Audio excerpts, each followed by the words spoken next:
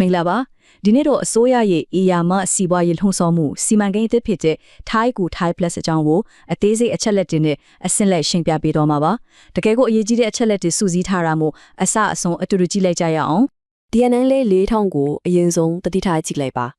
မှန်ပါတယ်သတ်မှတ်ချက်နဲ့ကိုက်ညီတဲ့သူတွေကအများဆုံးပတ်ငွေ4000အထိအကျိုးခံစား권ရရှိနိုင်မှာဖြစ်ပါတယ်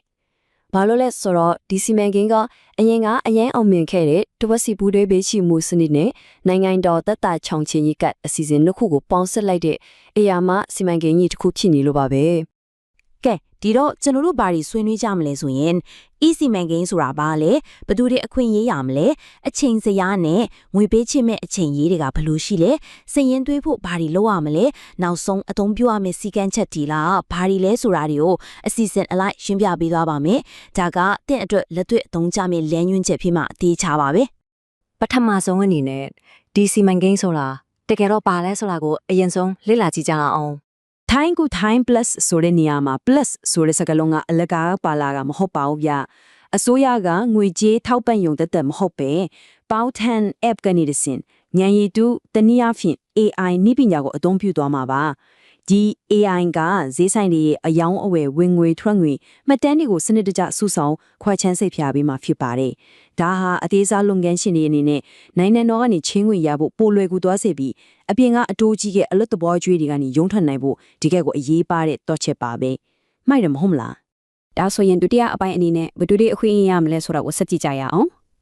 ဒီနေရာမှာအုပ်စုနှစ်ခု꿰လာပါမယ်အုပ်စုနှစ်ခုကိုရှင်းရှင်းလင်းလင်းခွဲခြားကြည့်ရအောင်ပါပထမတစ်စုကတော့လူဦးရေတန်း30ပါဝင်မဲ့အထွေထွေပြည်သူတွေပါသူတို့အထက်ကအစိုးရက60%ထောက်ပံ့ပေးပြီးကိုယ်တိုင်က40%ထည့်ဝင်ရမယ်ပူးတွဲပေးချင်မှုစနစ်ဖြစ်ပါတယ်ဒုတိယတစ်စုကတော့လူဦးရေ73.2တန်းရှိတဲ့တက်တာချောင်ချီရဲ့ကတ်ကွိုင်းဆောင်သူတွေပါသူတို့ကတော့ကိုယ့်ဘက်ကငွေစိုက်ထုတ်ဆရာမလို့ပဲတလကိုပတ်ထောင်အပြည့်တိုက်ရိုက်ရရှိမှာဖြစ်ပါတယ်ကိုကပဲအုပ်စုထဲမှာပါလိဆိုတာတေချာသိထားဖို့လိုအပ်ပါတယ်နော်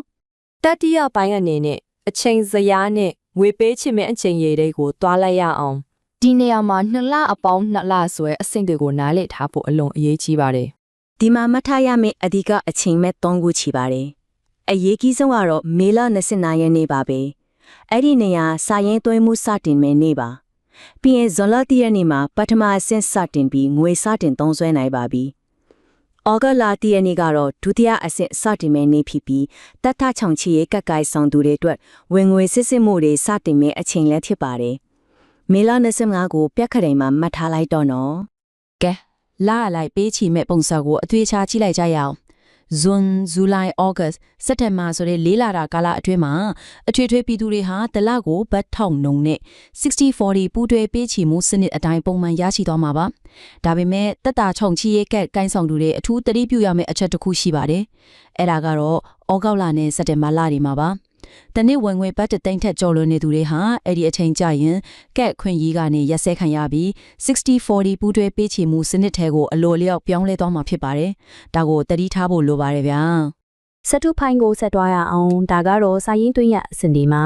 ဒီခွင့်ရေးကိုရဖို့ပါလေလို့ရမလဲဆိုရင်လက်တွေ့ကြတဲ့အပိုင်းပေါ့။ပထမဆုံးအနေနဲ့ကိုယ့် smartphone ထဲမှာပေါတန်လို့ခေါ်တဲ့ပေါတန် app ကိုအသုံးပြုရပါမယ်။ app ကိုအသစ် download ဆွဲတာဖြစ်အစစ်မြင့်တင်တာဖြစ်လို့ပြီးG wallet ကိုဖွင့်ထားပါပြီးရင်ဖမစာမျက်နှာမှာပေါ်နေတဲ့ Thai Choi Thai Plus ဆိုတဲ့ဘန်ဒါလို့ကိုနှိပ်လိုက်ပါစီကန်းချက်တီကိုဖတ်ပြီးသဘောတူကြောင်းအတည်ပြုပေးရပါမယ်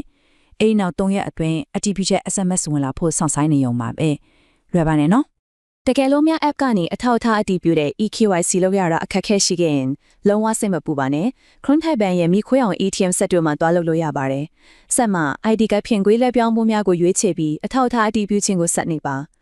သဘောတူညီချက်ကိုလက်ခံပြီးကိုယ့်ရဲ့မှတ်ပုံတင်ကတ်ကိုဆက်ထည့်လိုက်ရုံပါပဲအတီးပြုချင်းပြီးမြောက်တဲ့အထိခဏလေးစောင့်ပေးလိုက်ပါဒါဆိုရင်အားလုံးအဆင်ပြေသွားပါပြီကဲနောက်ဆုံးပိုင်း9ခုရောက်လာပါပြီဒါကတော့အသုံးပြုမှုစီကံချက်များဖြစ်ပါတယ်ဒီခွင့်ရေးတွေဆုံးရှုံးမသွားအောင်လိုင်နာရမယ့်တိကျတဲ့စီမင်းတွေရှိပါတယ်အဓိကမှတ်ထားရမှာကဒီငွေတွေကိုစီမံကိန်းမှာပါဝင်တဲ့ဆိုင်တွေနဲ့ထုံဖားလို့ခေါ်တဲ့ blue flag ဆိုင်တွေမှာပဲသုံးလို့ရပါမယ်ငွေသားအထစ်လုံးဝလဲလှယ်လို့မရပါဘူးနော်နောက်ပြီးအရေးအကြီးဆုံးတတိပြုရမယ့်အချက်ကတော့မတုံးရင်ဆုံးရှုံးမယ်ဆိုတာပါပဲ တလားစာရရှိထားတဲ့ငွေဟာအဲ့ဒီလာကုန်တန်းနဲ့တက်တန်းကုန်ဆုံးသွားမှာပါနောက်လာကိုပေါင်းထပ်ပေးမှမဟုတ်ပါဘူး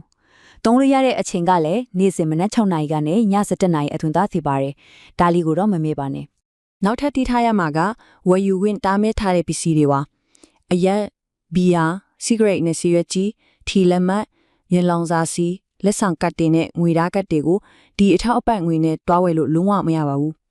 ဒီချက်တွေကိုတင်းတင်းကြပ်ကြပ်သတ်မှတ်ထားတာဖြစ်လို့စီကန်းတိုင်းလိုက်နာဖို့အရန်အရေးကြီးပါတယ် ဒီတော့တွေးစရာတစ်ခုရှိလာပါတယ်ဒီစီမံကိန်းကပေးတဲ့ထောက်ပံ့ကြေးတွေကပြည်သူတွေအတွက်လက်ငင်းသက်သာခြုံချမှုကိုပေးစွမ်းနိုင်မှာအသေးချပါပဲဒါပေမဲ့ပိုပြီးစိတ်ဝင်စားဖို့ကောင်းတာကဒီအစီအစဉ်မှာထည့်သွင်းထားတဲ့ AI data စုဆောင်မှုစနစ်ကထိုင်းနိုင်ငံကအသေးစားစီးပွားရေးလုပ်ငန်းတွေရဲ့အနာဂတ်ကိုဘယ်လိုပြောင်းလဲသွားစေမလဲဆိုတာပါပဲအလက်တဘောအကျွေးဝတ်ဒုက္ခတွေကနေတကယ်ပဲကယ်တင်ပေးနိုင်မလားဒါဟာကျွန်တော်ဆက်လက်စောင့်ကြည့်ရမယ့်စိတ်ဝင်စားဖွယ်ရာအပြောင်းလဲကြီးတစ်ခုပါပဲဒီနေ့အတွက်ရှင်းလင်းတင်ပြချက်ကတော့ဒီလောက်ပါပဲဗျာ